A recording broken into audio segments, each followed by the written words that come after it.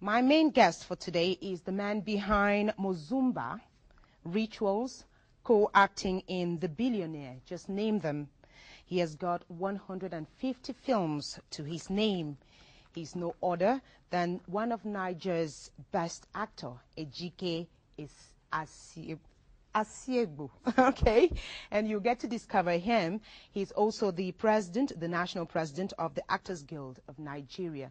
Please join me to welcome Mr. Ejike Asiegbu. Cameroonians will be screaming. They will be saying, it's him. Good morning. Good morning. Sit down. Thank you. The first thing I have to say is I love your voice. I'm flattered. No, don't just start. Don't just start. Don't just start. Guest, I told you he's huge. Look at this stomach. I don't have tummy. I have a big trunk, but it's not tummy. Okay. And I challenge you, if I have to put off, I'm ready to put off my clothes. And if you see any tummy, then I will pay you. But if there's no tummy, then you pay me. Exactly. Do we agree? We'll do that later on. Okay. Because I can't bet on it here. Okay. You're welcome to Cameroon. Thank you. I am happy to be here. Is this the Hello, first time? viewers out there. This is the first time you're in Cameroon? Definitely, this is my first time, and I'm having fun. I am happy to be here with the wonderful people of Cameroon. Okay. I came in through Douala and had to travel by road, which is also very interesting. And I'm here in Yaoundé. Yaoundé has a very good temperature and humidity. Above all is the overwhelming hospitality of the people of Cameroon. All right, thank you very much. Thank you We so are much. brothers, you know, Nigerians and Cameroonians. I don't think we can make a difference. There's not much difference between you and me, Nigerians and Cameroonians. You should always feel at home. You're always welcome. You're particularly welcome in my house. I tell you, people are screaming in their homes now. I can bet if we could see the reactions of people right now, even my own mother, I know she will be like, wow, that's him. And people love the way you hug women in your films. Oh, really? Yes. We're only acting, though. We're only acting. We'll be coming back to your acting career. You're here in Cameroon as the national president of the Actors Guild of Nigeria. You were invited here by the Cameroon Industry of Films, right? And why? Why are you here? Yeah, basically, I'm here for two things. I was invited by the World Intellectual Property Organization, WIPO, which is based in Geneva, specifically by Dr.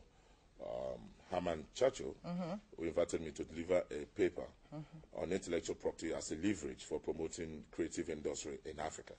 And secondly, equally, I wanted to use that opportunity to meet with my colleagues in the motion picture industry in Cameroon, who equally, of course, Lawrence Neba here will tell you that it's been long that we've been looking at that Cameroon should be able to stand just like Nollywood, Nigeria has been able to stand on their own. We're trying to build partnership, synergy, and encourage for people to actually, Cameroon can be as big, if not bigger, than what we have now in Nigeria. Amen. The opportunities are there. And that is a big prayer. That's a big prayer, and I hope it works. Okay, because we bring you people here. You've got the experience, and you've got everything that we need to revitalize our own industry. Now, it seems as if all is not rosy when it comes to Nollywood. It seems as if the industry is facing a lot of problems. What are some of these problems that you face? Because I believe when you'll be doing your talk, your paper, you will be talking about some of these problems. Well, the problems, I would like to say, is just like the problem we have in other motion picture industries in the world, be it Nollywood, be it Nollywood, be it Bollywood of India. And, well, when we started, Nigeria, of course, you cannot divorce or remove motion picture industry or home video industry in Nigeria without mentioning the role that the television stations, particularly NTA, has played. It's just like you cannot remove the role that the television, national television in Cameroon is playing. You cannot divorce it from also the new enterprise.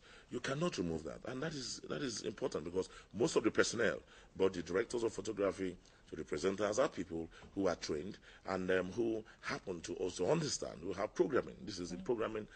You find out you have directors who will be able to guide you and be able to tell particularly all the people, how things are supposed to be done.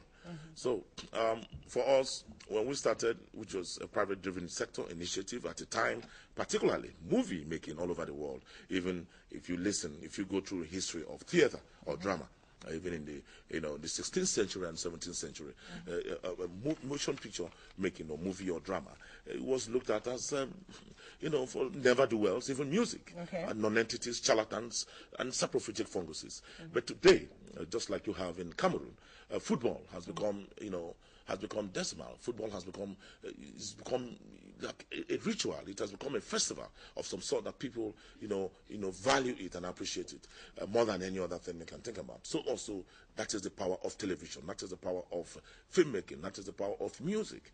So in my country, at a time, perchance, when every other person has almost lost faith completely in the leadership of Nigeria as a result of the activities of, some certain people who were dupes and 419ers. It was motion picture industry, of course, in Nigeria, Nollywood, that was able to, sustain people, make them have a dream again. Exactly. Apart from piracy, before we used to buy Nigerian films here real cheap, Yes. Each home had about 20 to 30 or 50.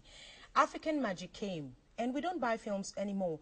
How is piracy, African Magic, the television channel, affecting Nollywood, the actors? Yeah, that it is definitely affecting, because if you find out that even not only African Magic, but also all the television stations we have, not just in Nigeria, but in all African countries, if they continue to show, it's got its own advantages and it has its own disadvantages. For example, if you continue to show movies from morning till night, there are a lot of new satellite stations that have acquired a lot of movies. What they do is just to show our movies. When you show that, people are no longer keen, people are no longer interested to buy from the VCDs or the CDs.